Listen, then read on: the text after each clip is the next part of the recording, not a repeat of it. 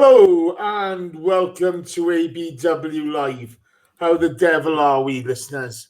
I'm not very happy. John Welsh has only just turned up. I'm really annoyed with John Welsh at the moment. John, how are you? Don't smirk at me. I'm good. Don't come in here and don't smirk when you're late. I know. I was looking for the unmute button. Sorry, mate. I apologise. You're forgiven because of you. Okay, right. Hello, listeners. How are we? As you can tell, I'm not happy. We're going to try to have a swearing-free show tonight because otherwise every other word is going to be obscene. With me tonight, we have a good bit of a sweet tooth tonight. So joining me is Cupcake. It's Josh Dawn. Say hello, Josh. Wow. Cupcake? Really? I couldn't think of a Welsh cake earlier, which is why I just called you Welsh cake earlier. Yeah, but Welsh cake is like a Welsh cake. Is that one? Yeah. Oh, okay. That's fine. Welsh cakes are lovely. Oh, yeah. One of them. Cheers, Welsh cake. Good man. Also joining me, as you can tell, he's already been chastised once. It's beefcake. It's John Welsh. Beefcake. Oh, okay. Yeah, I'll take that. You're more urinal cake, to be fair, mate.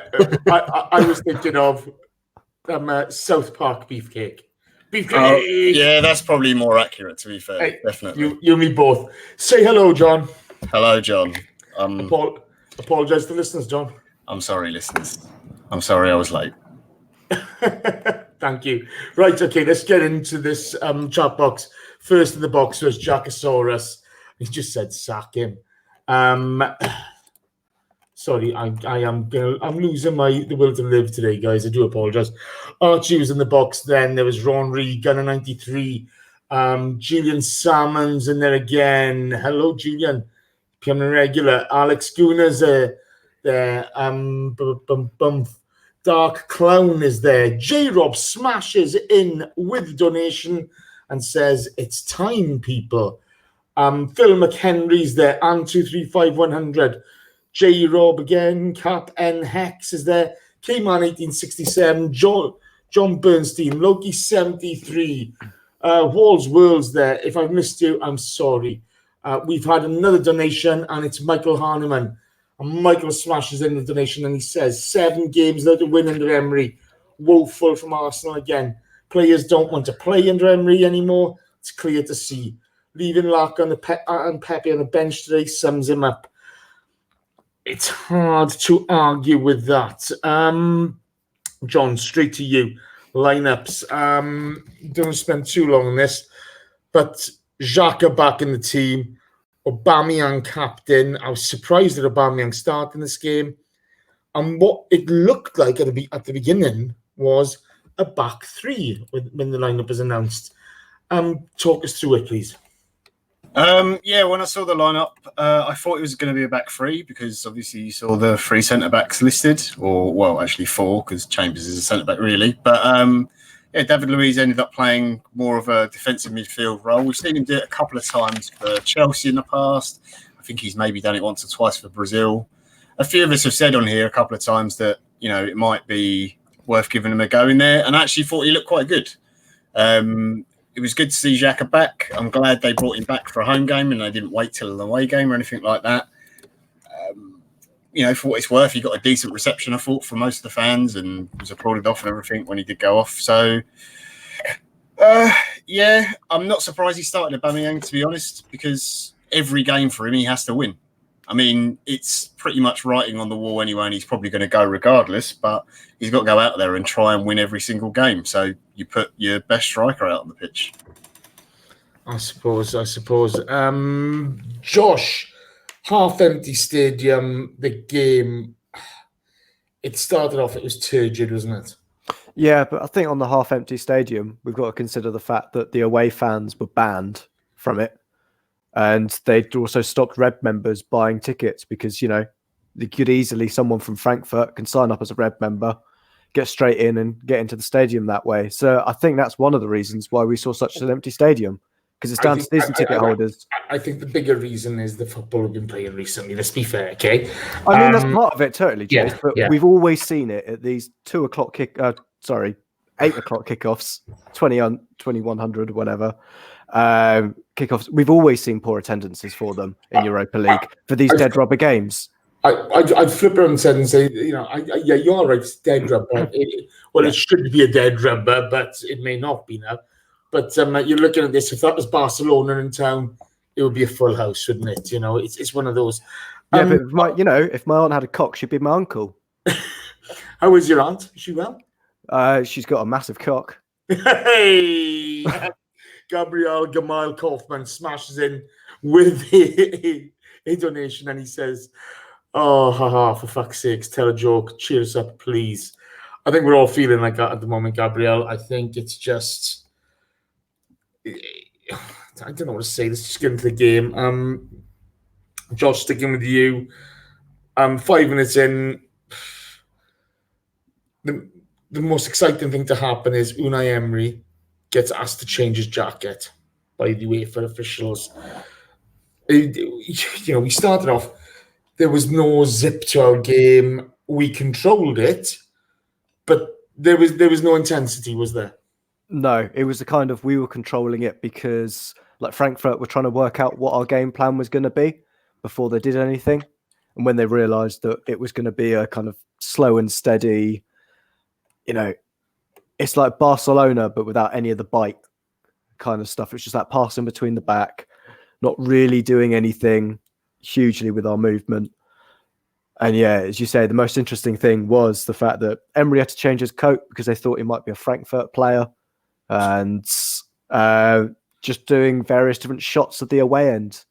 I think we saw more action in there than anywhere else in that first half. Yeah, it was pretty putrid. 11 minutes in, John, Willock gets in Aubameyang's way for a great cross from Xhaka. It was just a sign of things to come, wasn't it?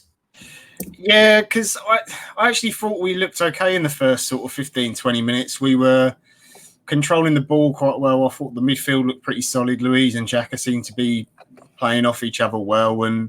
But we know how exciting Martinelli's been. I think he's been a bit of a revelation this season. No one really expected him to be hitting the ground running so quick. And Saka as well, we know what pace he's got. But again, it's the decision-making. And Willock is kind of that ilk. I've really enjoyed watching him this season. I think he's played really well. He's done some great things. He scored a couple of goals. But at times, either times he's run wrong or doesn't get on, or makes the wrong decision with a pass when he should shoot and vice versa. And it was just little things like that weren't going right tonight. But I actually thought first 20 minutes in the game, I didn't think we were too bad. I mean, when you're comparing it to how we have been playing, it might look amazing in comparison. But this is the thing, okay? As much as there was no zip to the game, okay? In comparison to what came afterwards, it wasn't too bad, was it? This is the thing. Yeah, I thought the breaks we had, I thought Martinelli was really bright. I thought Saka was bright. You could see they were really scared of his pace and struggling to deal with it at the start of the game. Aubameyang's always a threat, obviously. Frankfurt will know that from his time playing at Dortmund as well. So, and Willock was making those good late runs into the box that we've seen him do most of the season when he's got to play in a position where he can get forward a little bit more. So, at the moment, he's trying to grasp onto anything to be excited about. So when the young players are on the pitch, I'm just like, look, we know we're not having a good time. We know Unai is going to most likely go at some point. So it's just cling on to whatever you can. So at the moment, it's sort of just pinning my hopes on watching them and enjoying watching their development. Yeah, absolutely. Unique 79, the magnificent Unique 79 smashes in donation, and he says, "Adios and buenas noches, Unai. You are finished." It's hard to argue with that. Josh, we then see Luiz going down injured in that play. He caught a bit of an elbow in the chest.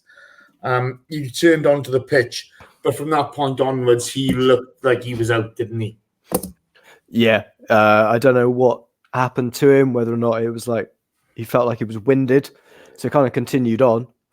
But after a while, when the substitution kind of came in, because of Emery's kind of form, he kind of wondered whether or not he just made a mistake. and he finally realised that, oh, I was meant to play, the other big guy with curly hair in midfield rather than Luiz. But I thought initially him kind of coming in looked like a good plan for it. You could tell he's a manager under pressure when you put a lineup out like that. Players that he kind of trusts, nothing too spectacular in it, to be honest. And then the likes of Pepe on the bench over a kid that he's kind of used to in Saka. But as you say, Luiz coming off, I think changed the game for us a little bit. It made a massive difference, to be fair.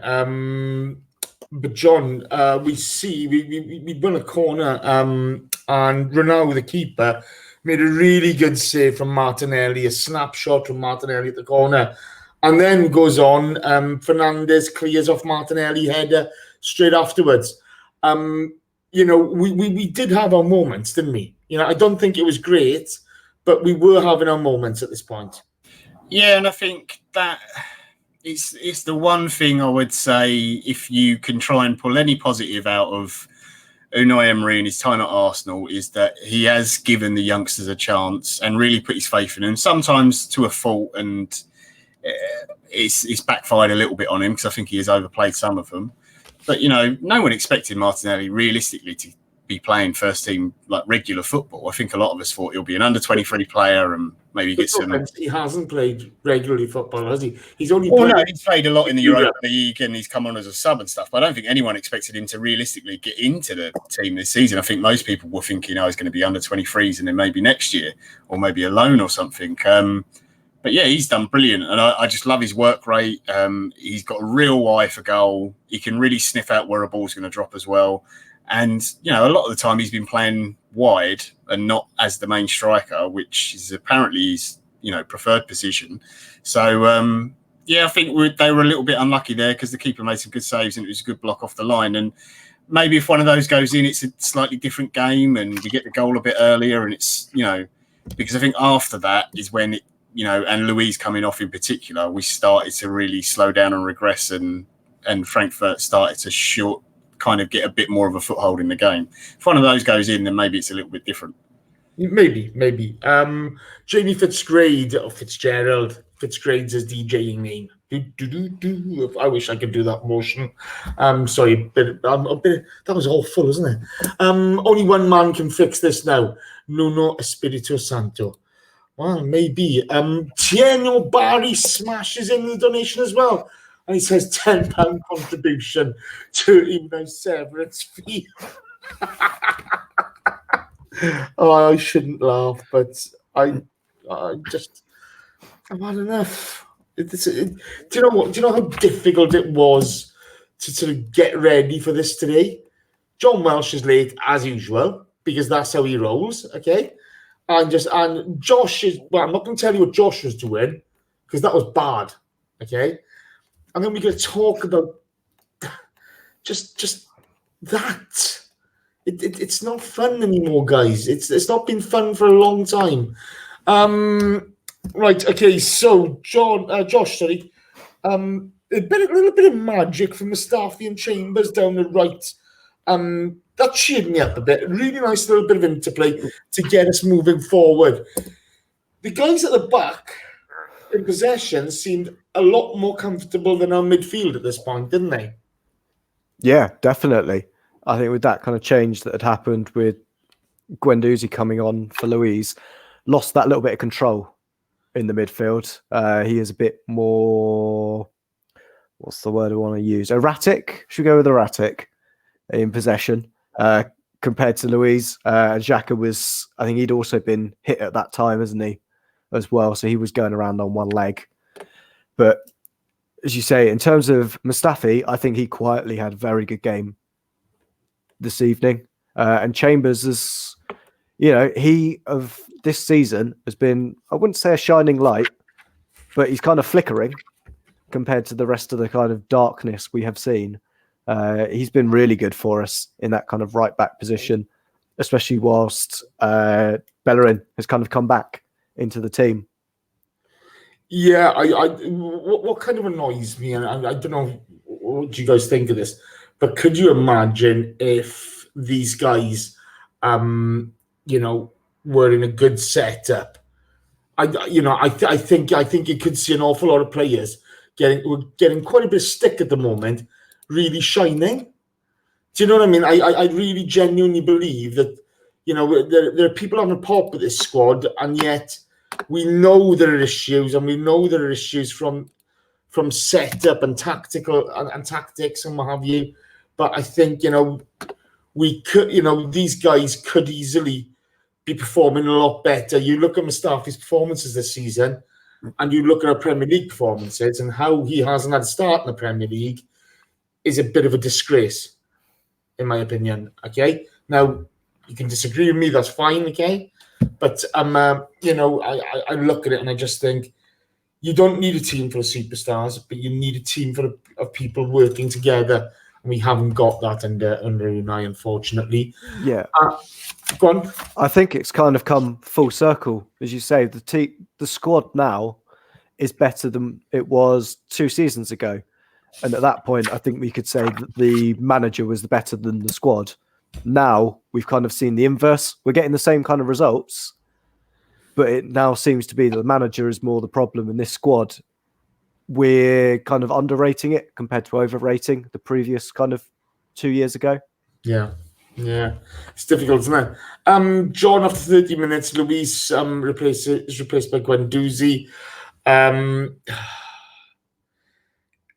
You see some sensational closing down from Martinelli from a Mustafi long ball, which Frankfurt picked up. That kind of summed up Martinelli tonight, didn't it? He was all over the place. He's on top. He's running his channel. He's working hard. He's a bit of a highlight of a poor season. Yeah, he is, and it's the only way you can try and keep yourself cheered up at the moment, other than talking to you miserable fuckers half the time. Oh, there we go. I've sworn already. Sorry. Oh, I know. Why? But no, I love his work rate and his effort, and he's got a little bit of snidey dirtiness about him as well. He likes to stick the boot in. And there's been a few players who've spoken about him in training sessions, how he just will not leave them alone. He doesn't give defenders any time on the ball. And, when you're a young player, you have to show that kind of commitment to try and get yourself into the team more often. And I think, to be fair, on his performances this season, there's been an argument for him starting more games than he has already. So, yeah, those little bits in the game is what you take out and you try and be happy with it. And I don't know. It's at the point where it's I don't even know what's the point in blaming Unai anymore, because we've been saying the same things for probably over a year now about some of these substitutions or tactics or whatever it is. So I've been saying the same things for over a year, okay, but actually, did you realise? And I'm going to get a bit petty now, because I've seen some. We had a 2-star iTunes rating last month. Okay, I checked our iTunes ratings, and I can't remember who gave us the nice one, and I got to apologise. You will have a shout out next time. I'm going to find it now. But it's some guy called Iggy gives a 2-star rating because we defended Xhaka. Honest to God, guys, okay? You couldn't write it. You just look at it again. Iggy, you're a bit of a dick, aren't you? You know what I mean? What's all that about? That's Chris Carpenter's other iTunes account, didn't you? I guarantee on that same we probably said something nice about Xhaka and something bad about Guendouzi, and that was it. He done. Yeah. Did he put at the end bring back Coquelin or anything like that? Or? No, he didn't. But Rocky Baldbower, you are a star for the 5-star rating, my friend. So thank you ever so much. Here he is, Iggy8UK. Probably the last time I'm listening to this podcast after the last 2 episodes. Iggy, good.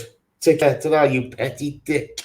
But no, that was a bit of fun now. It's like, you read something, you just think, oh, mate, you're an idiot. Yeah, no, it's been really difficult watching this. And Josh, after sort of 40-minute mark, Frankfurt have got back into the game. Look, no offense. Okay, the replacement in midfield is fairly obviously the reason for that. we lost all control of midfield. And whereas we weren't exactly setting the world alight, all of a sudden we're nowhere. Yeah, we went from 2 in front of the back 4 to just a single in Xhaka, just shielding that back 4. And we've seen it time and time again. I think everybody who has watched Arsenal knows that Xhaka on his own can't shield a back 4 to save his life. So why we then decide to not sit one of Willock or Guendouzi next to him, I've got no idea. But as you say, that looked to be the cause of that issue, is our inability to hold on to the possession. And then because we don't have possession, we didn't have the screen in front of our back 4 that we really needed. No, absolutely. Right. Brendan Almeida smashes in with 10 Aussie dollary dues, and he says, for the Movember fund, gents, where is FK? Carpenter out. Nobody knows what FK is. I think FK's still worshipping the statue of Arsene Wenger, and I don't blame him, to be fair. As for Carpenter, the poor pirate. I don't know, I haven't seen him this week. I need to catch up with the pirate. I need to wind him up on Guendouzi. That'll happen in a bit. So thank you, Brendan. You're an absolute star. All donations tonight, guys. All donations in November go to Movember. So, your account's a bit of a jolt here, Josh. I need to donate to that as well this week. So, yeah. Your work aren't going to be happy, are they? He's talking. I think he's on mute. Yeah, I am. Right. It's because I was busy coughing. So yeah, that's a professional. See, I'm muted when I was coughing. All I was saying is I'm not looking like a pedo for nothing. I think you look like a mass murderer. I don't think you look like a pedo. I haven't got a patio, mate. That's the problem. That's the only thing that's holding me back, is the inability to put them under my patio. Hey, Jim Howson's back in the box, and he smashed in the donation, and he says, Raul is the Spanish Edward Wood. Prove me wrong.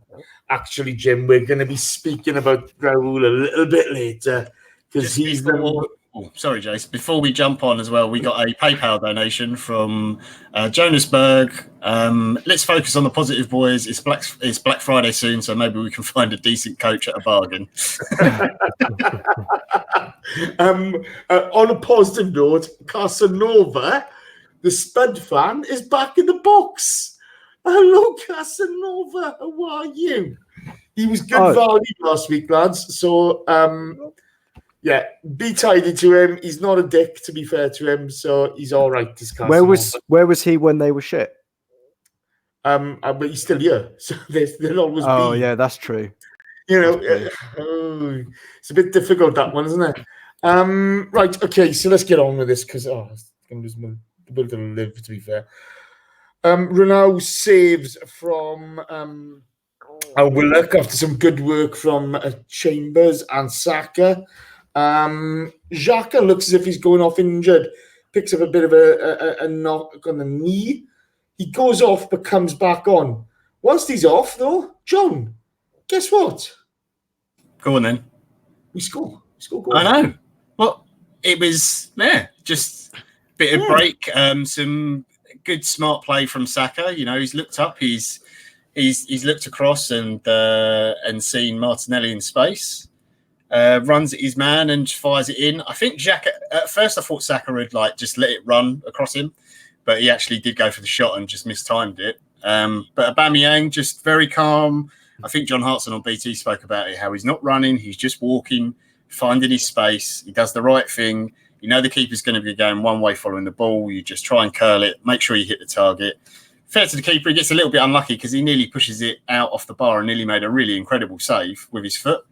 But, it goes in and bit of luck, and we needed it. So at that point, I was like, it's come a bit later than I wanted in the game, but I'll take it, and maybe, it will give the boys a bit of a boost, because I thought, although we had obviously very low attendance tonight and everything, I thought the fans that did turn up were really good, and they were vocal, and you could hear them trying to cheer the team along and stuff at times. Not so much towards the end of the game, obviously, understandably, but I thought they were trying to G them up as much as they could. So, it was nice to see it. And it was nice that Martinelli and Xhaka were involved in the goal as well, because I thought they were both really bright tonight. Yeah, I thought there were two really good balls. I thought Xhaka got lucky in missing that, because if he hadn't connected, he's not scoring. You know, that might have gone out for a throw-in if he'd kicked that.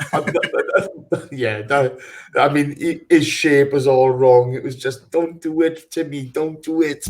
But Josh, the half ends with Ronaldo with a really good save with his legs. You had Tierney cutting in a really good counter-attack, and Xhaka slipping and shooting wide. Not the most enjoyable half of football, but going in at 1-0 up, we're happy at that point, aren't we? Yeah, I mean, the last 4 minutes, they were kind of great, weren't they? Yeah. And as you kind of say, we have seen many a performance this season where we've not played well and we've won. So you're kind of thinking, oh, it's one of these games again. I've seen one of these, saw some of them last season as well. They're kind of like, yeah, it'll be fine. We hadn't really seen anything from Frankfurt either that was truly like scary. Everything they did do to us was a little bit tame. But yeah, half time then came. And yes, they made a substitution. They'd come into the game at the end of the first half, to be fair to them. I know they didn't have a shot on goal, but they had come into that first half. We were lucky. I thought we did well to score and put a bit of pressure on, but that was the first half. So there's 300 odd of you watching right now. And after watching that game, Christ, you guys must be utter sadomasochists, because putting yourself through listening to us after watching that is just awful. It's just really, really awful. So thank you for your support. But there's 300 of you watching. And John, how many likes have I got, John? I had to look then because I hadn't actually checked. You've only got 60, Jace. Yeah, that's right, John. Now, John, 360. Okay? There's a bit of a difference there, isn't there? I'm not a mathematician, but I think those two numbers are different. Okay, so if you were a Tory party MP or a Labour Party MP, because we're equal opportunities to slang everybody off here, okay, what would you think the likes should be? Well, if I was an MP for either of those parties, I'd probably think 60 because I'd be a fucking idiot. But there you go. I was hoping you were going to go for 400,000.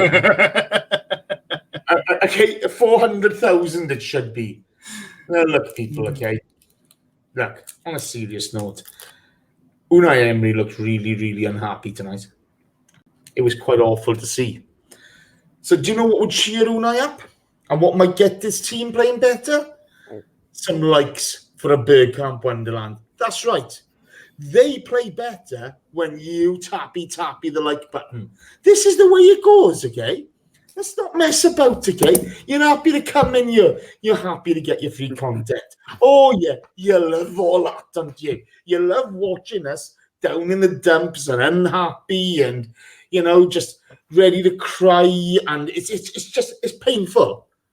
But you thrive off our misery. And I understand that and I appreciate that. But what I don't like is you're coming in here and you're not tapping that like button. It's just not on. Don't be all Unai Emery.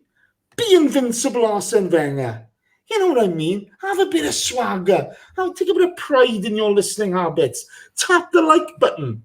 I expect 150 likes. Too sweet, please. You're up to 88. It's just really not good enough, is it? No, it's fucking well not. And I've sworn, and I swore I wouldn't swear tonight.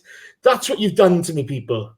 You're worse than Unai Emery because you're not tapping the like button. So stop messing about. Stop embarrassing yourselves, okay? Stop bringing shame upon your family name, okay? Start tapping that like button and let's get going. We got a podcast to do and we're going to damn well do it. Tappy, let's get going.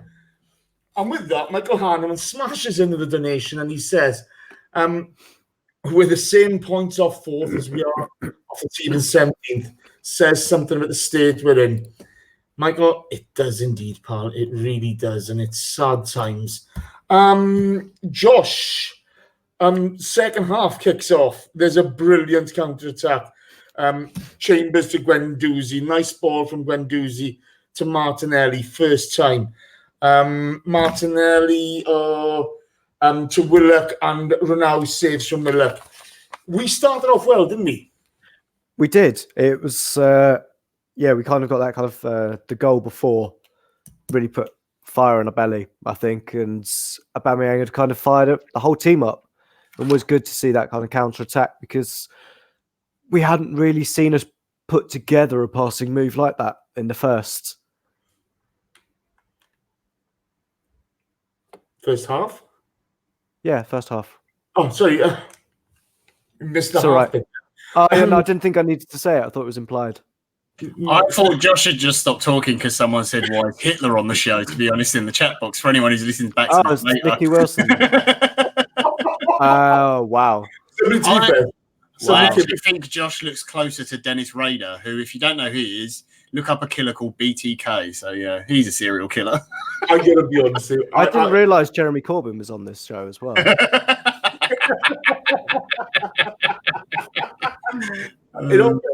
I still think Josh has got a bit of the Jeffrey Dahmers about him again. Somebody else put that in the box earlier on. I really enjoyed that. Has anybody got, like a pop culture reference that isn't from the 80s or older? No, we haven't actually. No, sorry. Look, you millennials are all the same. We used to have serial killers back in our day. You would take them time and work for years. It's all spree killing now. There's no style in it. Yeah. All right. What with the... Oh, no, we're getting on to serial killers on up the ship. Let's leave that. Yeah. No, I won't. Move on from that. Yeah. No one wants to bring up Ian Huntley's name. There's some kind of road. We have a Frankfurt fan in the box. Julius01 is in there, and he's having a bit of a laugh. Congratulations, Julius. Well, your boys beat us tonight. And quite frankly, we deserved it. So it's just the way it is. Okay,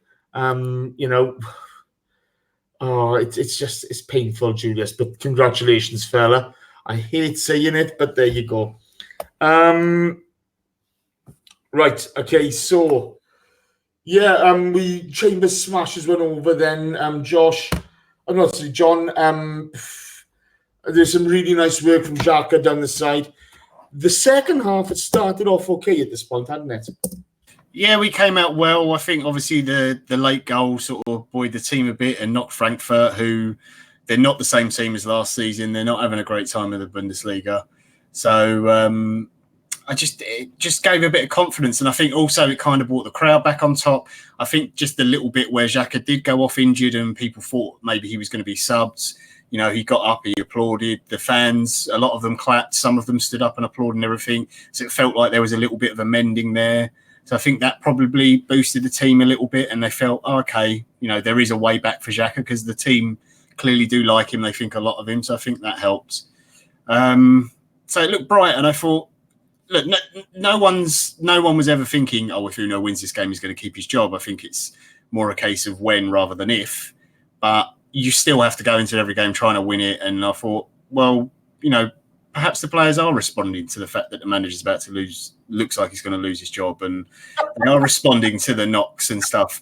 And now, don't get me wrong, I thought that up until about what was it? When did we concede? I'm trying to remember now. I thought that up until the 55th minute, and then after that, I kind of went, maybe actually they don't really like the manager very much, and they want him to be sacked. Maybe. Ed Loud smashes in the donation, and he says, the magnificent Ed Loud, by the way, guys. If we give Ed Loud a round of applause, please. PayPal won't work for me. Here's a little towards November. Thanks for the content, lads. Let's hope we win the next game. Come on, you Gooners. Yeah, that's a solid shout there, Ed. Thank you ever so much, mate. Really, really do appreciate it. You are a rock star. Thank you, pal. Josh. Kamada, 54 minutes. It comes from a throw-in. Guendouzi not sharp enough to cut the ball out. Sokratis nowhere. And it's a nice finish, to be fair. It's a nice finish, but it's 1-1. Yeah, I know I'm kind of getting a bit apathetic against Arsenal when my first reaction to that goal is, oh, that's a good finish. And not, for fuck's sake, bloody hell, Arsenal. Yeah, because I really like that goal. I thought it was really good. And yeah, I can't say anything bad about it because I thought it's amazing. Really like that goal. It's just a shame it was against us. And as you say, you've gone through everybody that's at fault. And it's just... Oh, you left one out. Me, sir. I've got somebody to pick on. Is it Martinez? No. Oh, Martinez couldn't do anything about that. It was a great goal. He couldn't see anything. Sokratis, when you're playing as a centre-back, if there's a guy with the ball who's running at your goal, you're supposed to close him down and make it really difficult for him to get the shot off. Not stand there and look at him and go, well, that's nice, and then let him take a shot. That was honestly is pathetic. I was going to say, you think Jace would mention about a goal conceded and not bring Sokratis into it? Excuse me. The guy could be on the bench and he'll still blame the fucker. I'd like to back Josh up for this, to be fair, okay? I have standards to uphold here. Okay? I begrudgingly have to give Sokratis credit whenever he does something well, okay? So when he makes a mistake, I'm on it like a tramp on chips. Let's not make no bones here, okay? Sokratis' performance tonight was one of the all-time lows of Arsenal football. I would say, do you remember that bit of pace he showed, though? I mean, that was all his energy for the whole half. Hey, he got back quick. Whoa. That geezer had started to slow down 5 minutes before Sokratis started running back. Let's not go there. It was a well-taken goal from Kamada, wasn't it? Oh, it's a great finish, and don't get me wrong, I'm not trying to take anything away from him, but why as a defender you just stand off him and don't close him down is bizarre. I don't get it. It's so basic, simple stuff, And just that substitution they made at half-time and they reshuffled their team slightly in the shape, and I think they were getting Kostic on the ball a lot more, Kamada as well, obviously. And it just helped, and we just fell off in the game, basically, the moment that goal went in. Absolutely. Arno, who was in the box, and he's another Frankfurt fan. He says 1,000 Frankfurt fans in the stadium. Psst, we weren't allowed. I've got to say, absolutely love that. Got their tickets, got into the stadium, then immediately put their scarves and their Frankfurt hats on and everything. I did enjoy that, actually. There's a couple of comments about Spuds and Mr. Corbyn. Can we keep those out of the box, please, guys? I don't want that in the box, please. Okay, let's not go on that road. Let's just keep away from that. And then the one thing, do you know when you're stood there and you're just thinking, I'm not sure how this can get any worse. And then there's it also substituted on to replace Martinelli. And I genuinely thought, are you pulling my plonker, Unai? Josh, talk me through it, please, because Mesut Ozil in general, just the enigma that is. I was before we do, Jamie Fitzgerald, Fitzgrade, sliding in. Fitzgerald, Fitzgrade is his DJ. Yeah, sorry. Kamada reminded him of Rosicky. I get that. I do get that. You liked Kamada, didn't you? I did. I really did like him. I liked his second goal as well. And I would like to thank Mesut Ozil for not closing him down. You fucking lazy shit. Okay. But yes. I thought Ozil coming on, you know what? You're like, yeah. Okay, we kind of need him at this point. I mean, it was nice for him to show up, I suppose. I can't really say any more. It's one of those, though. If you're thinking, Unai, you need to save your job. Who are you going to bring on to help you save your job? Yes, right. The guy that you've told to fuck off for the most of the season. Yep. Top man management there. It didn't. I did not get that at all. Before I say it, we got another donation from Johnny Gardner. It says, Nuno is a small club hire. If we want to win major honours again, we need an elite level manager. This is just a small thanks for all the hours you put in, lads. So thank you, Johnny. That's much appreciated. That substitution, like Josh said, I do get it because we all know how good Ozil is, and we need a goal. We want to win the game, obviously. But it completely changes the balance of the team. You've been playing all night with one striker and two wide men who are pacey and attacking. You take Martinelli off. If you're going to take one of those two wide players off, for me, it's got to be Saka over Martinelli. I thought Martinelli was the better of the two. And Saka doesn't look like he's got the legs sometimes to play the full 90. Not a knock on him. He's just a young player. It's a development thing he'll get to. But the moment you put Ozil out there, it totally disjoints the whole team. So you have to reshuffle it. Maybe you have to force Willock wide or change the shape slightly. And he just didn't do it. And Ozil just ended up playing out wide. And then we lose a wide man completely on that side. You lose all that threat there. And to be honest, I kind of felt like it wasn't like Ozil hiding, but he just didn't really do a lot. He was the wrong player for the system, wasn't he? Yeah. He was totally the wrong player to bring on in that system, and it was an epic fail. It was an absolute epic fail, and it was just a joke. Josh, my next note is Sokratis gives the ball away when he's trying to break out, leading to Martinez having to make a save. There you go. That's another dig at Sokratis. But after 63 minutes, because you like this guy so much, Commander scores, okay? And from a corner, nobody covering the edge of the box. And I mean, nobody. We were all lined up like on 6 yards. And a really well-taken shot, wasn't it? Yes. For those that didn't or haven't seen the goal, there's like basically all 10 of our outfield players in the 6-yard box. And then Frankfurt have left 3 players outside the box, waiting to pick up anything that comes out. And yeah, we win the header because we've got 1 million players in the box. Comes out, and Kamada's just got to look at Ozil slowly ambling towards him, as is Guendouzi as well. I don't want to say it's all Ozil. There's also Guendouzi in there as well, Jace, so you can tick that one off. I'm holding back on Matthew. Carry on. Sorry. Neither get out quick enough, and Kamada puts it in exactly the same place that he put his first goal. It was another well-taken finish, and again, completely preventable. But we gave the guy the space, and maybe we wanted to. Maybe we wanted to give him that space. The thing I enjoyed most about that goal, and it's strange to enjoy a goal that's scored against us, other than the finish, because it was a great finish, because you still had to pick it out the spot, was Martinez calling every single other player on our team a complete twat for not moving out of the box and closing down, because no one did it. Don't be wrong, Ozil and Guendouzi were the two who were closest, but absolutely no one. They all just stood there and just went, oh, look, it's that geezer who scored that really good goal earlier. We'll just give him all the time in the world to pick whatever point he wants in the goal.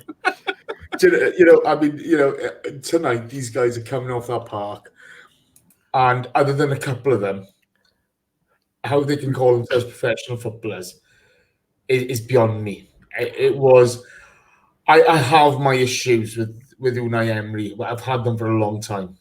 I have my issues with Raul Sanllehi, and we'll get to that in a bit.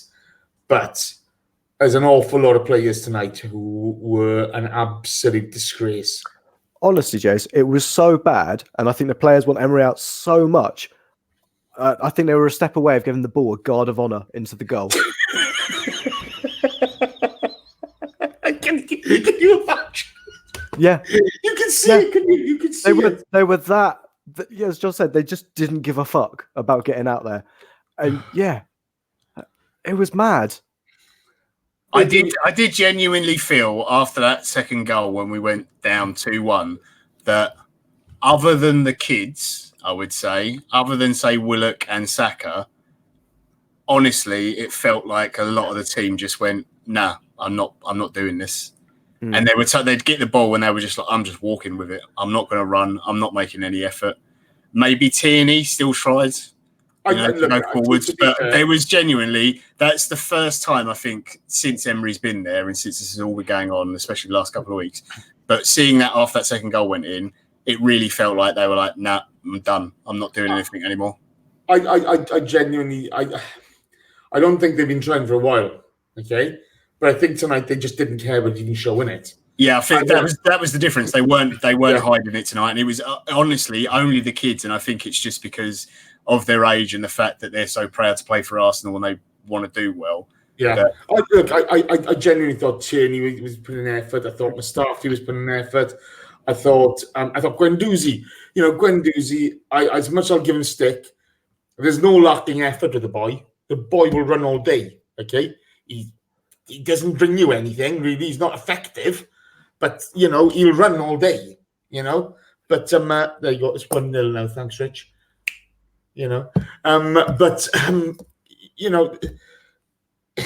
They did not care. They just did not care, did they?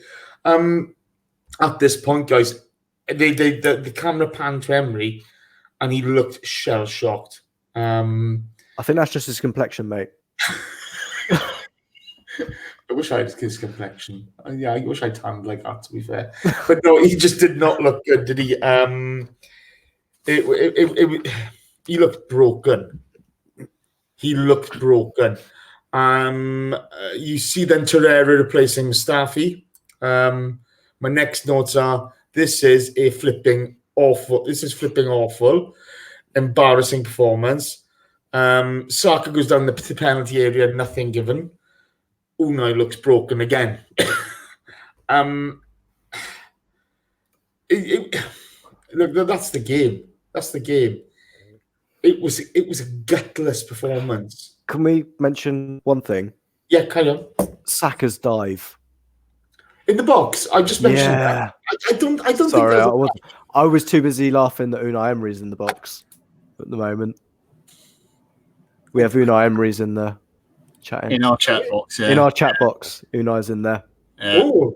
Yeah. Oh, somebody's getting imaginative. I like it. You mean that's not Unai Emery in there, Jace? I gotta be honest with you, okay? If I'm Unai Emery and I have the choice of facing the press, having to talk to Raul, having to look at those players, or being in our box, I'd be in our box. Yeah. Unai, as Jason said, you look terrible at the moment. What you really need is some extended time off, and we are happy to give that to you. And a bumper payout as well. I'll give you $5 million to fuck off. Excuse me. We have a little bit of we've got a bit of a troll in here. Not another one. Where's he gone? Have you not banned him already? Is it Danny the GFP? No. It's a guy called Matty Newham. Oh, Matty. Oh, Matty. How you came and you trolled me and gave us a like. And then we banned you away, oh Matty. Yeah, I can't be fucked with the guy. I'm gonna be. I should again. No, sorry. Gabriel Kaufman. He's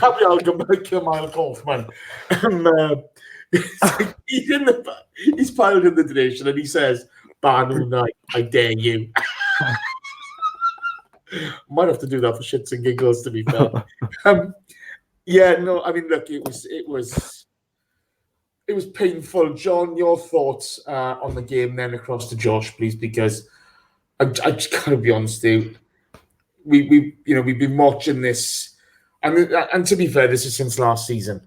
Okay, yeah, it's been happening since last season. During the 22 match unbeaten run, we spoke about performance.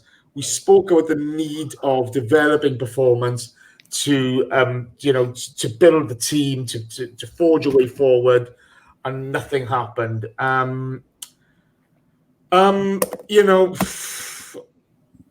got a bit of stick for that, mate, to be fair. Yeah, we did, and I understood it why, because it's people just wanted results and wanted someone different from Arsene, and I was exactly the same. I thought Arsene should have gone a long time before, and sometimes you'll just take the results until you start to see improvements. But there was little worrying signs that were there at the start, even during that period, and it's continued. And you look at all the statistics and everything; it's just trended downwards. And look, I'm not saying I don't want Unai gone. Of course I do. I've wanted Unai gone for a long time. I thought we should have gone at the end of last season after the way the season finished. I'm not saying he's a bad manager. I'm not saying he's a bad person.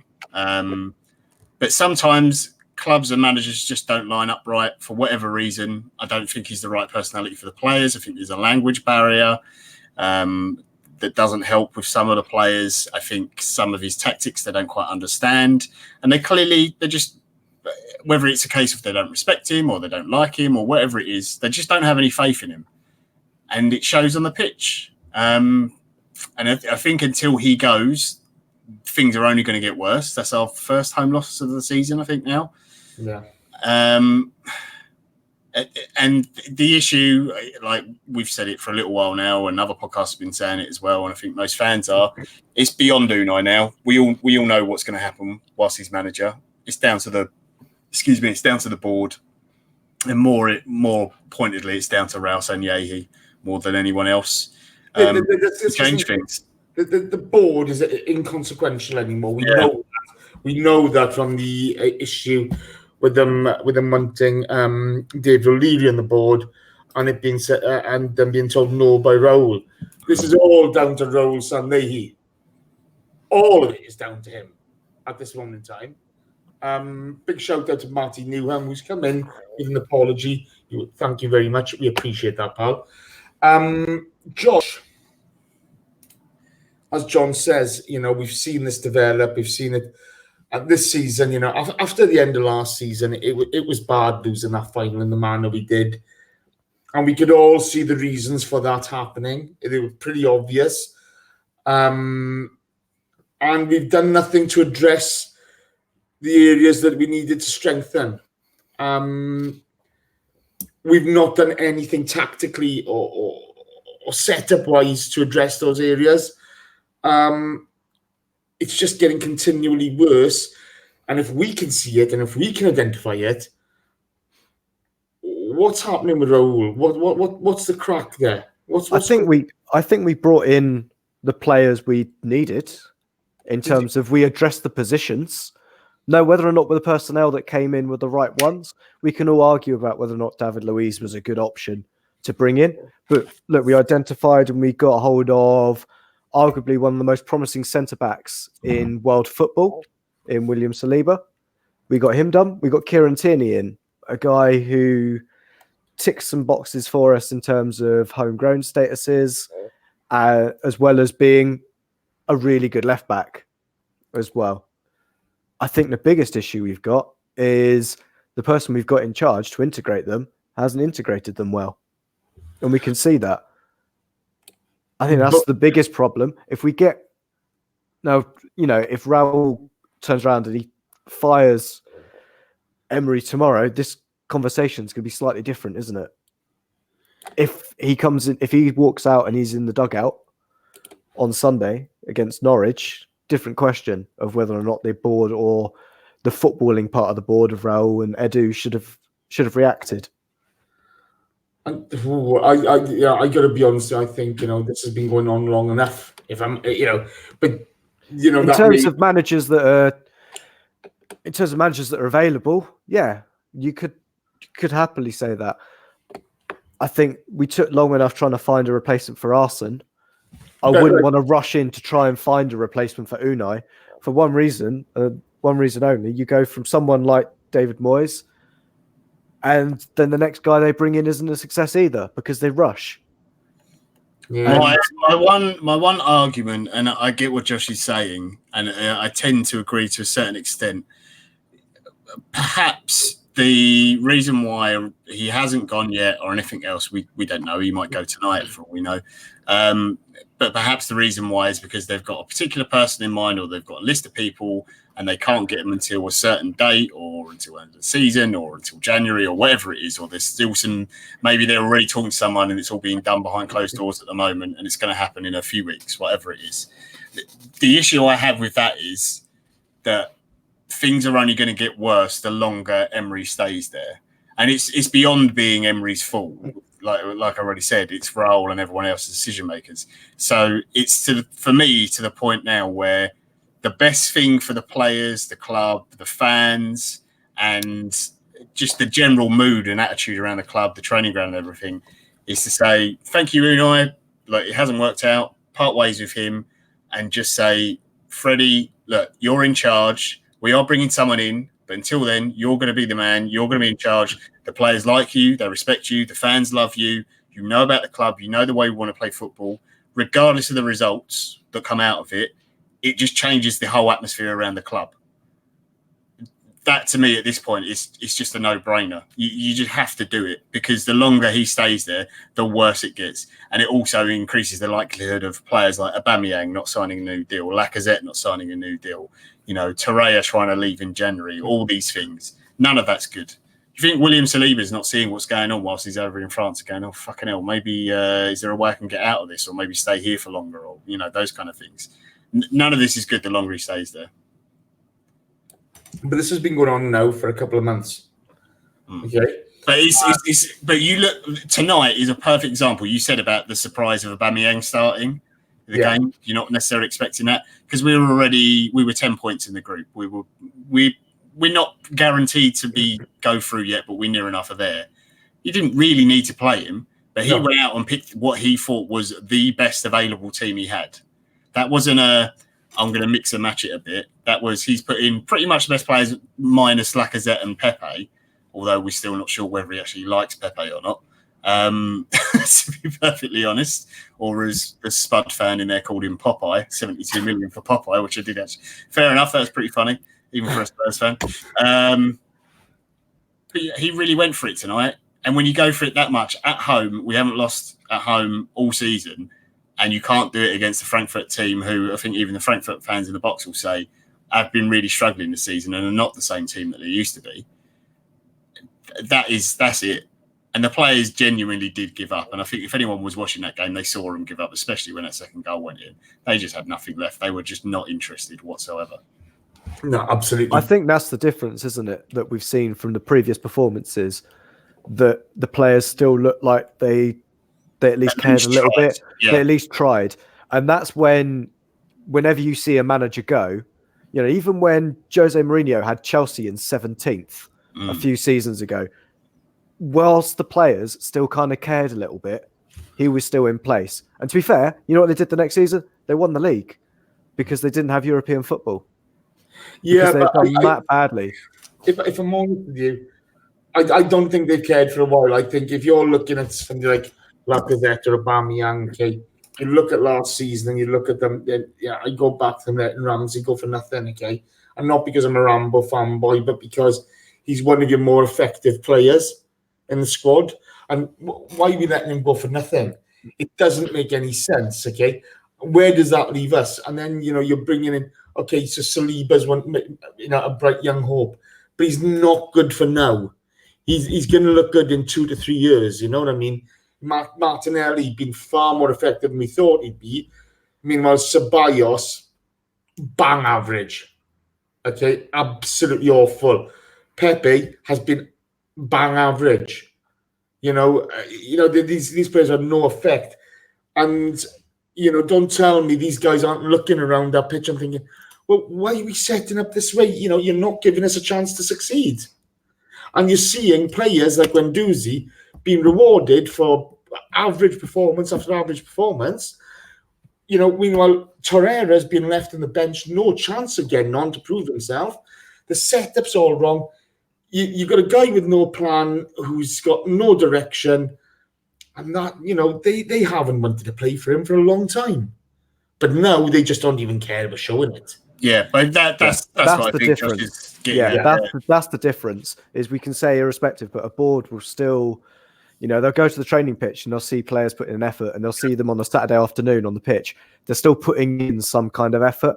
They might be only playing for themselves, but they're still playing.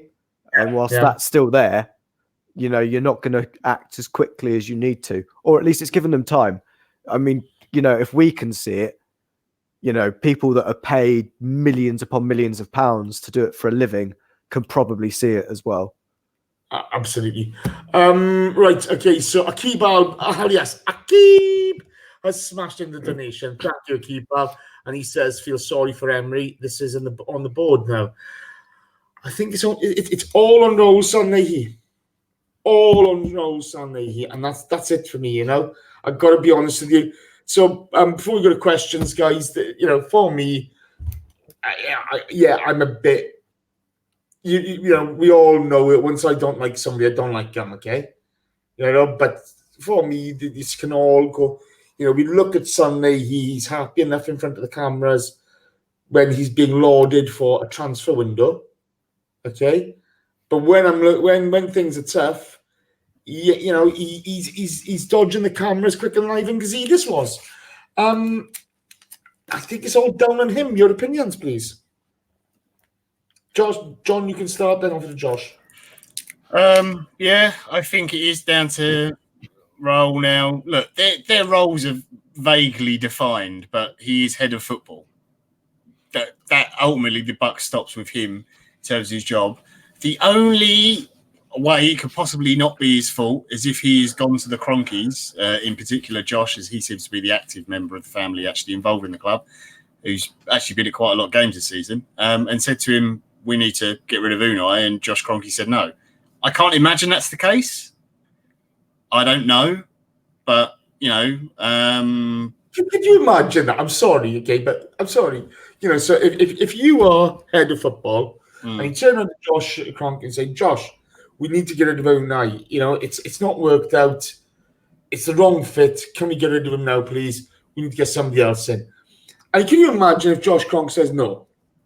You know, at that point, you turn and say, Josh, you know nothing about football, mate.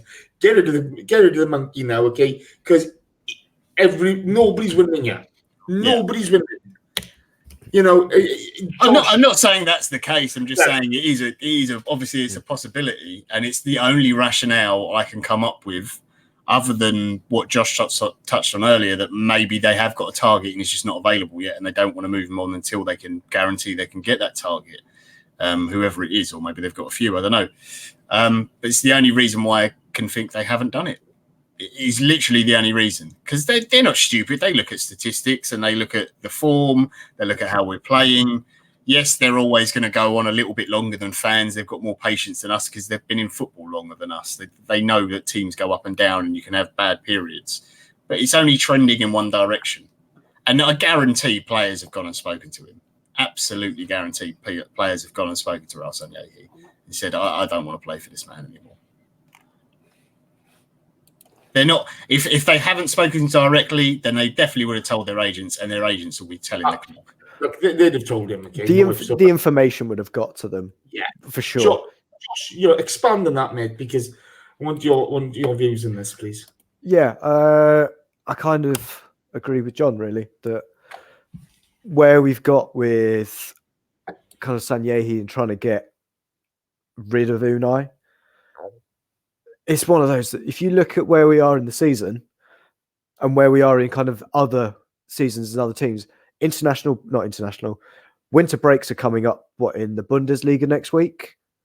And we're getting the same for Chinese Super League finishes next week as well. Plenty of managers that are available there that will happily step away at that kind of time, or clubs will let them go at that point because there's like that mini pre-season that they can have again, or full pre-season in Chinese Super League kind of world. So I'm not too worried so long as they've got targets identified and it's a case of us putting faith on that. I will say they have come out and given the, what was it? Oh, the vote of confidence, wasn't it? A couple of weeks ago that they came out and gave. And I think at that time I said, that's it. He's gone. Because no club puts out a statement of a vote of confidence and then keeps the manager 3 weeks later. I can't think of any club that's done it. And I think it'll be the same here. He'll be gone. He will be gone because 2 weeks ago that piece came out and we said we're giving Unai time. And I think as soon as that came out, you knew, they're looking. They're starting to look. And where we were with the season, the players hadn't given up yet. Now they have. Now they really have. And that's where I think, we'll see this movement. And now that the Rams are bumming out their season as well, the Cronkies really just get to look at us now because the Rams are just going to be shit for the rest of the season. It's going to be horrible. No comment, mate. No comment. Jets are winning. I can't believe it. And they are awful. I know. Look, leave it there. Let's go to some questions then, guys, because this has been one painful night of football. I don't think I've watched anything that insipid in quite some time. It truly was awful. Somebody wanted to the box. I'm in the questions. John, you're going to take the first one. Junior Gunner asks, on a serious note, would you take Pochettino at Arsenal? He has a history of improving mid-level players to high-quality players and can work with a limited budget. Thoughts? Yes, I would. I know people don't want him because he was at Spurs and blah, blah, blah, blah, blah, and they didn't want Mourinho and so on. I don't care. I want a manager who's good. But he took... this is the horrible bit where I have to be vaguely nice about that mob. He took a team that was underfunded, players that were underpaid, developed them, took players from the youth academy as well, and made them a consistent Champions League club and took them to a final last season. Yeah, there were wobbles along the way and they got a bit lucky against Ajax with them collapsing and stuff like that, but you need those things to happen in football. There's no denying that he massively improved that team and improved a hell of a lot of players. He has a very distinct style of football. It's clear what he wants to do. He already knows the league inside and out. He knows European football as well. And I don't see why you wouldn't even consider looking at him. I don't think it will happen, personally. I'd love it to. I think he's a great manager. I don't think he'll come to Arsenal. I think he would say no. And I think, if anything, he's probably likely to end up at Bayern Munich. But there you go. Okay. Josh, Julian Salmon asks, what's your opinion on the Wolves coach, Espirito Santo, whatever his name is? Would you take him over Poch? Nuno threw away a 2-goal lead earlier. So Arsenal DNA. Arsenal DNA. Get him in. No, I wouldn't. I wouldn't. Purpose for that line. Yeah, thank you. I would also say thank you for the 2 donations that came in as well. Jamie Fitzgrade, got it right first time that time. Saying, please change the manager of my club, please. I'm assuming Arsenal fan, right? And then, hopefully, our next manager, Julian Nagelsmann has slid in with 10 Canadian dollar dues. Hallo, Monsieur. Kannst du dein normal Mr. Klassen Aufschrift zu Arsenal bringen? My German is not that great, as you could all tell from that. But I think it's something like... I know who that is. I think it's something along the lines of, can you do your normal masterclass and bring it to Arsenal or something like that? Yeah, man. It's definitely Ariane, but yeah, it's something along those lines. But Ariane, I will try my hardest.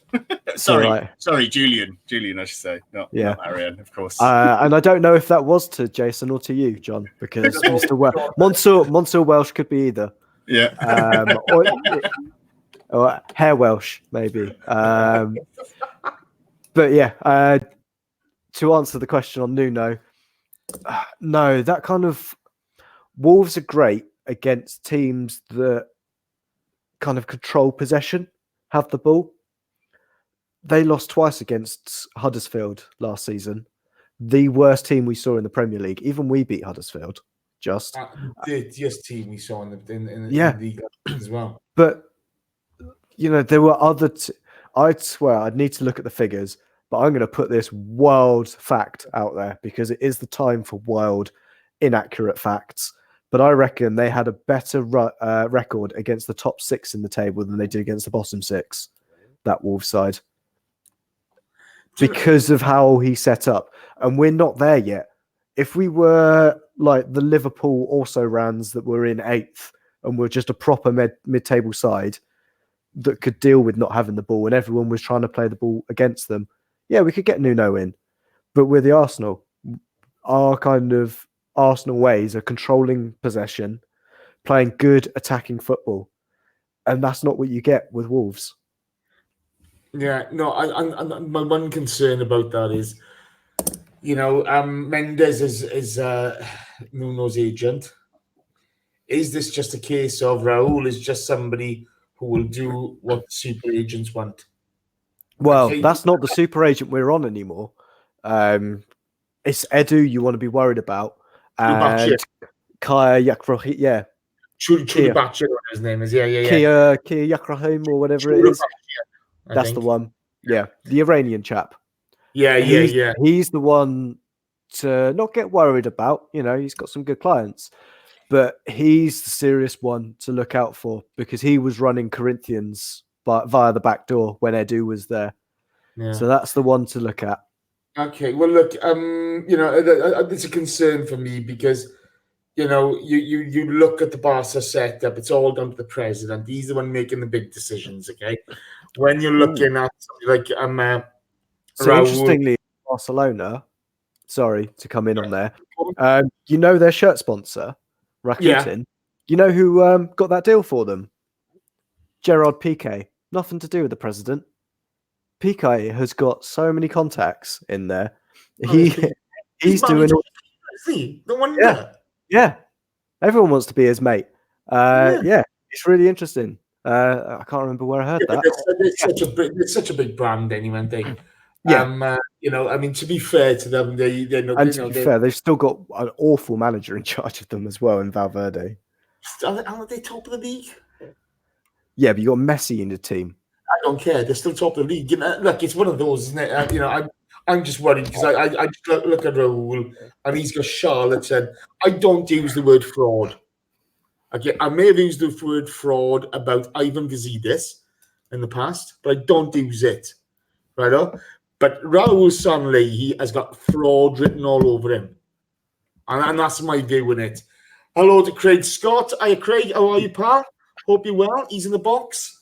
Say hello to Craig. He does Same Old Arsenal with the boys. Excellent podcast.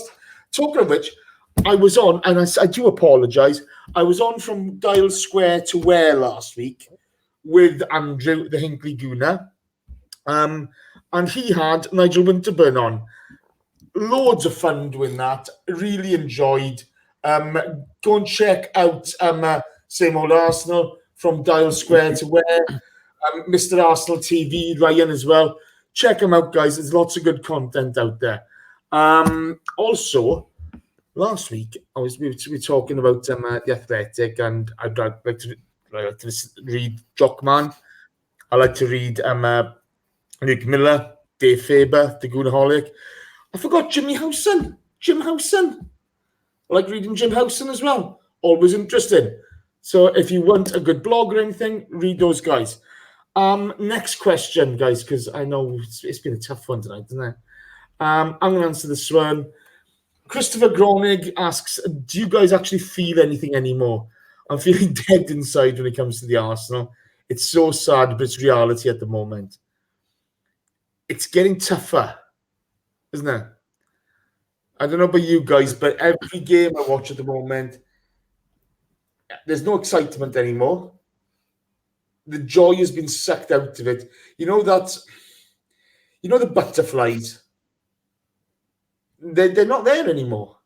John, your thoughts? Yeah, I'd always get, excited before games or anxious or, I don't know. There'd be some games you look forward to more than others, and the Europa League games are never the most exciting or whatever, but it'd still be like, oh, cool, I'm going to get to see some of the younger kids play tonight, and you get excited about that, and that'd be the thing you focus on. But now I'm just like,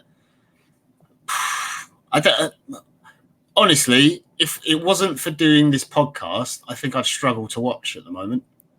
I mean, I still would, because I'm just a sucker for punishment, and you can't help because it's the Arsenal, and it's still your team and you support them, but there isn't a lot of reason to sit there and watch the games anymore.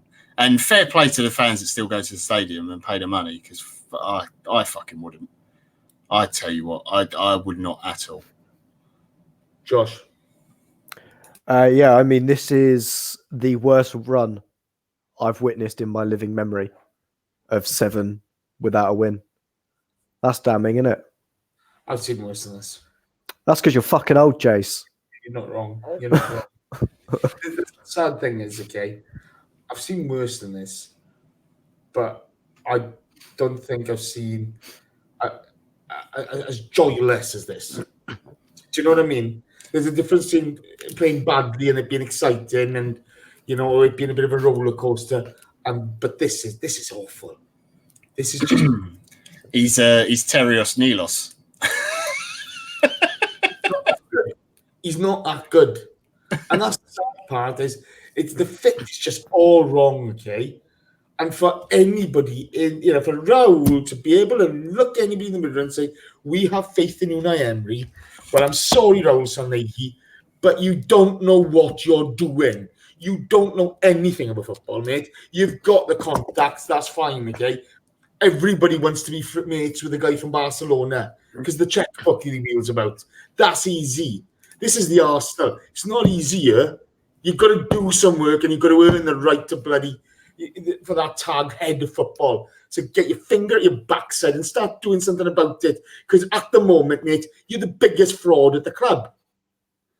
It's a joke. Absolute joke. Sorry. Onwards. John, question for you. Pete Coulson asks, looking at the body language of the players in the last 15 minutes, are they giving up in hope that Emery will get sacked?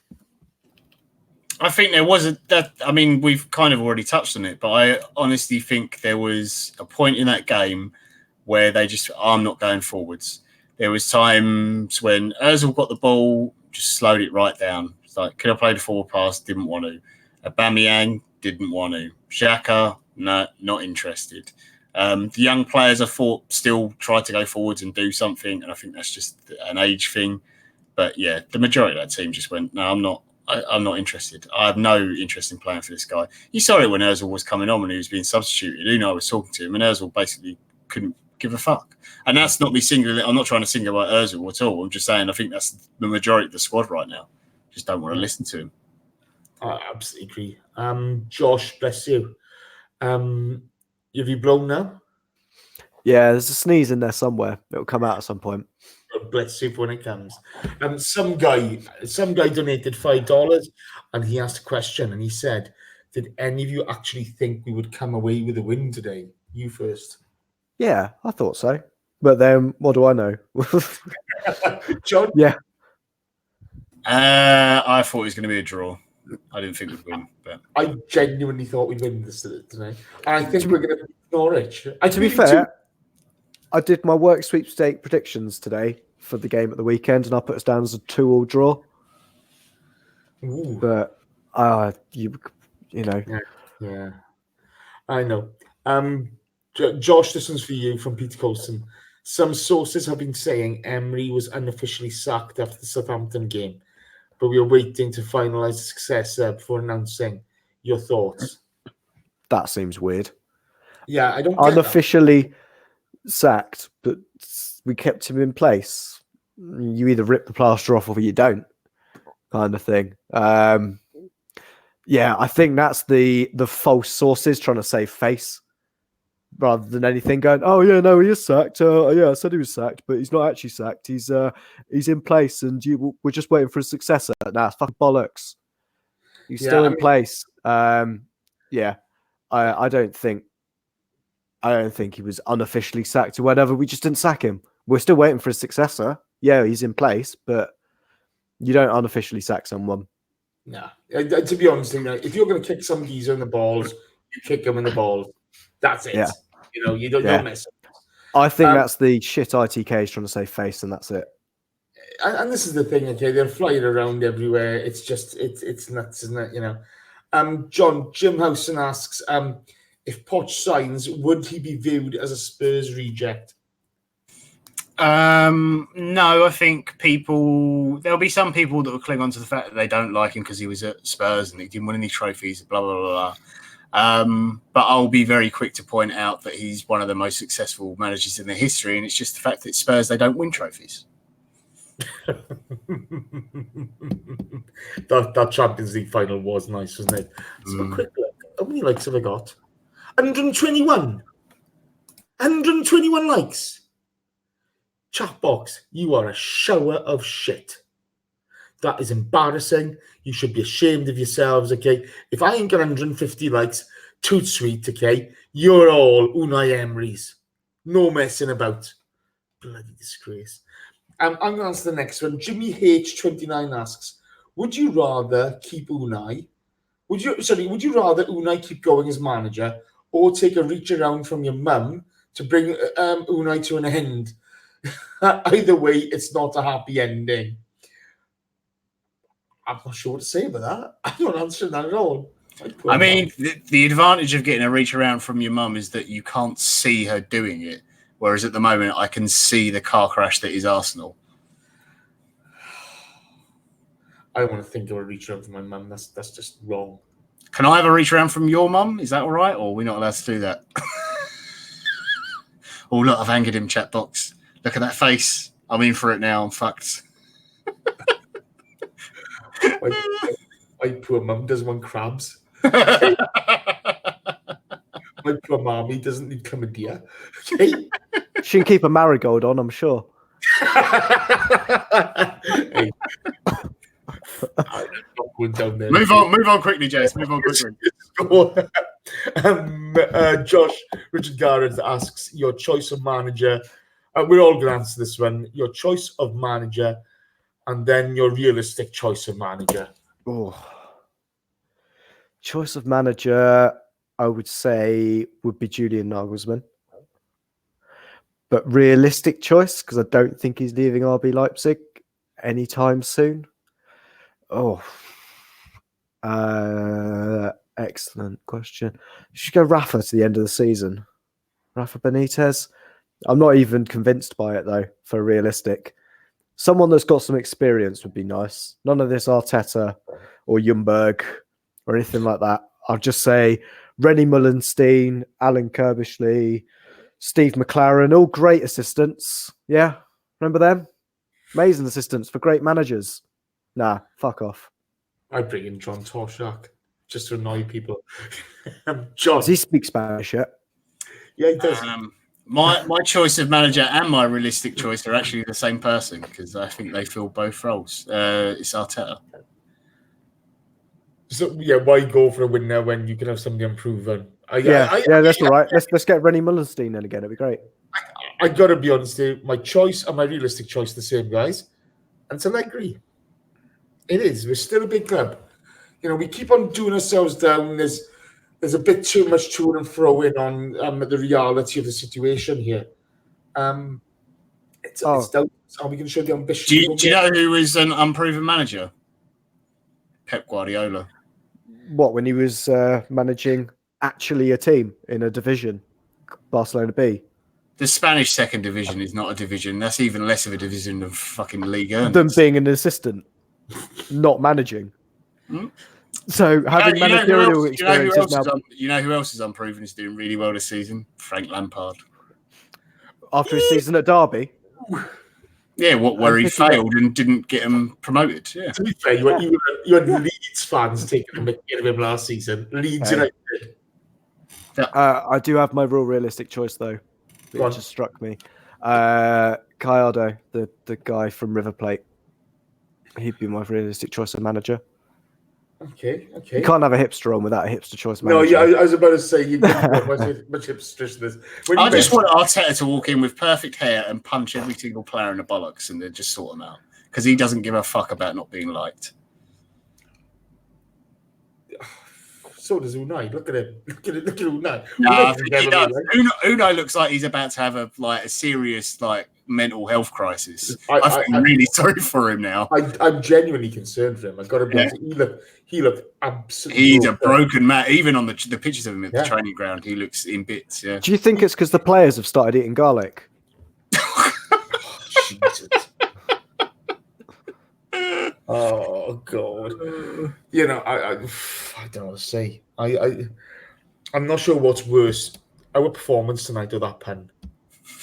I'm not sure. That wasn't a pun, mate. Just saying, the guy's a fucking vampire. That's the reason why they can't sack him. Raul's looking around for a wooden stake and a silver bullet. Yeah. Hey, Raul's had enough steaks over the years. Leave him alone.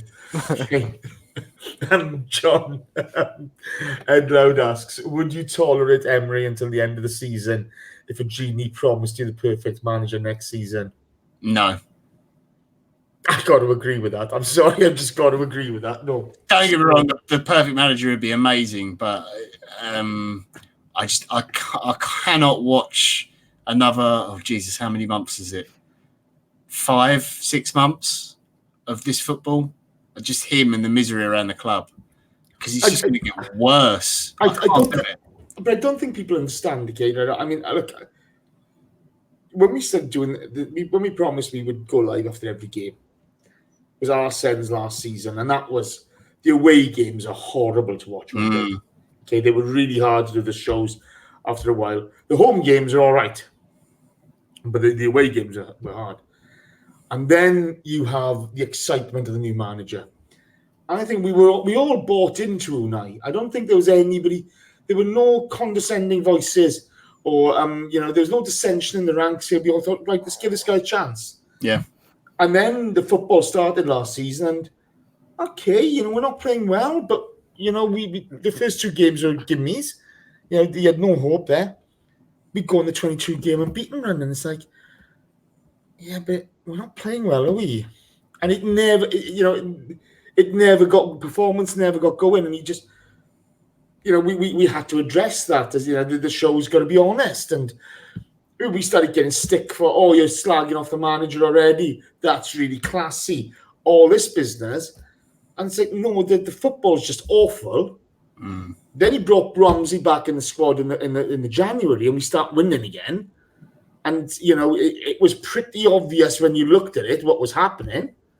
Then he gets injured, and the end of the season was just atrocious. And yet, it's never been great under Unai, is it? No. It's like I said earlier, sometimes a manager just doesn't fit a club. Yeah. He's had a fantastic career already. It's not like he's not going to get a job somewhere else. He's won trophies. Just sometimes it just doesn't gel. Personalities don't match, whatever it is. It just hasn't worked for him. Yeah, West Ham would be a good fit for him when they sacked Pellegrini. Yeah. That's his kind of level. It's that kind of thing. Yeah, it might be. Maybe he just does need that mentality of the club where it does feel like they've got to be the underdog or whatever it is. Yeah, I don't know what it is, but you put him into Wolves, he'd do great there as well. Another team like to sit back and then break quickly. He'd do all right there, but not us because we like to control the ball. And we were expected to control the ball as well, aren't we? Yeah, absolutely. Right, last question for all of us. Michael Hahnemann asks, how many goals are Norwich going to beat us by on Sunday if Emery still has a job? Is that home or away? I can't remember. It's away. Away. Oh, Christ. It's in Nicky Wilson land. Well, first of all, we're going to struggle to watch that one because the internet in Norwich is terrible, as we know. But away from home, Norwich, they've not been great this season. I'd say they'll beat us by at least 2 goals. Right. Josh? I have us drawing that game. So, no goals? Okay. I think we're going to win. I always think we're going to win. And, we're going to beat them by 2. I don't believe it, but there you go. 95 Winston. Johnny Boy's in the box. But Johnny, right, pal? Chat box. 129 likes. You are Unai Emery, but a little bit worse. You're an absolute disgrace. But you have been quite funny tonight, so thank you very much. I tell you who has been good tonight is J. Rob's been great. Michael Hahnemann, Gabriel Gamal Kaufman, Unique 79, Jamie Fitzgrade, Tierney Barry, Sam Guy, Brendan Almeida, Jim Howson, Jonas Berg, Michael Hahnemann, Ed Loud, Jamie Fitzgrade again, Johnny Gardner, Gabriel Gamal Kaufman again, Michael Hahnemann again, Akib Alias, Jamie Fitzgerald, Fitzgrade again, Aryan Hadari, a.k.a. Julian Nagelsmann. And Fitzgrade goes in again. He's spamming us with donations. What a man. Thank you, mate. They've all donated. Thank you ever so much, guys. All that money's going to November. What's the date on things, man? On Match against Norwich? Sunday 1st. Yes, first December. Yeah. Any more donations, guys? They have to be in on Saturday before Sunday. Okay, so we'll probably chuck Sundays in as well, to be honest. But that's the way it is. But no, thank you, guys. With everything that's happened this season, we really just we thank you ever so much for your help with the Movember. Fair play to Josh, Danny, Shredder, and Ellis for doing it. They're superb. And we've got a couple of quid now, so Danny let us know exactly how much. But we really do appreciate it. Thank you ever so much. You've let us down badly on the likes situation. You should be ashamed of yourselves. But what you can do is give us a 5-star iTunes rating. We haven't had many of those recently, so come on. That Iggy guy's just really annoyed me with 2 stars. And I don't know what it was. They said 2 stars, that much, really. That's what they said. We only accept 1-star reviews or 5-star reviews. Yeah. We'll take nothing in between. It's one of those things, just don't, and if you don't like us personally, that's fair enough. I can be a pretty obnoxious bloke at times, okay? But that's fine. I don't mind you not liking us. But just because 2 stars because we defended Xhaka, that's pathetic. That's really lazy. You should have got 1 star. If you can find 5 reasons to hate us, leave a 5-star review. Oh, there you go. Instead of leaving us 5 1-star reviews, just consolidate it into one easy to manage 5-star review. Exactly. There we go. Nice. I like that a lot. Well done. Guys. Thanks for the support, lads. It's tough times at the Arsenal. I'm not really sure what to say anymore. I think we've gone through it all. It's Groundhog Day at the moment. It's not getting easier, but you never know what this week might bring. My thanks to everybody listening on any other platform. Your support is always appreciated. Thank you ever so much. For me, Noza, then I'll give you 3 stars. Would that be okay? No, Noza, you're always in there. 5 from you, fella. Don't mess about. Because we'll leave a review before Sunday. Yeah, we'll need it for then. Josh, thank you ever so much, mate. That's all right. I'm on my deathbed. This is awful. I'm so ill. Not relative to everyone else who's got problems, but I've got a cold. You haven't got as many problems as Unai Emery at the moment, let's be honest. Okay? Hey, if at the end of this to get rid of my problems is me to go unemployed and get given £5 million in compensation to sit on a fucking beach, I'll take it. I'd do that as well. I got to be I'd be all over that. I mean, getting pretty sacked. Yeah. It isn't that bad. £5 million. Go on then. I'll do it. Go on then. Oh, yeah. What will I do with that? That'll sort me out for next week anyway. Do you know what, Kane? There'd be some monkey custard flying about. That's all I gotta say. John, you were late. I was getting really annoyed with you, but you rocked up. So thank you very much. I mean, you literally said hello as I joined. So I had decided. Fuck him. We're going live.